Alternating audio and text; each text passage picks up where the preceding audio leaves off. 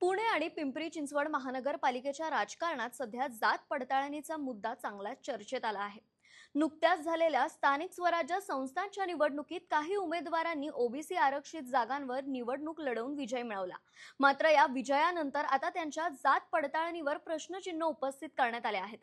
OBC कार्यकर्ते मृणाल ढोले पाटील यांनी गंभीर आरोप करत म्हटले आहे की पुणे आणि पिंपरी चिंचवड महानगरपालिकेतील काही नगरसेवक हे प्रत्यक्षात मराठा समाजातील असून त्यांनी स्वतःला ओबीसी असल्याचा दावा करून आरक्षित जागांवर निवडणूक लढवली आणि विजय मिळवला.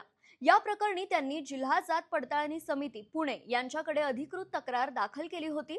या तक्रारीच्या पार्श्वभूमीवर आता संबंधित नगरसेवकांच्या जात प्रमाणपत्रांची पडताळणी करण्याची प्रक्रिया सुरू करण्यात आली आहे. महत्त्वाची बाब म्हणजे या सुनावणीमध्ये पिंपरी चिंचवडचे महापौर रवी लांडगे यांच्यासह तब्बल 20 नगरसेवकांचा समावेश आहे. आजपासून या सर्वांची जात पडताळणीची सुनावणी जिल्हा जात पडताळणी समितीसमोर सुरू होत आहे. दरम्यान या प्रकरणावर प्रतिक्रिया देताना महापौर रवी लांडगे यांनी स्पष्टपणे सांगितले की त्यांनी आपले सर्व आवश्यक आणि योग्य पुरावे समितीकडे सादर केले आहेत. माझे पुरावे मी सादर केलेले आहेत आणि माझे एकदम चांगले पुरावे आहेत, योग्य पुरावे आहेत, त्यामुळे काही अडचण येणार नाही.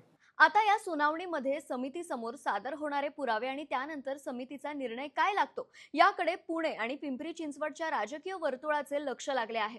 कारण या प्रकरणाचा निकाल स्थानिक राजकारणावर मोठा परिणाम करू शकतो. आता पाहायचं हे आहे की पडताळणी प्रक्रियेनंतर नेमकं सत्य काय समोर येतं आणि आरक्षित जागांवर निवडून आलेल्या या नगरसेवकांच्या भवितव्यावर याचा काय परिणाम होतो.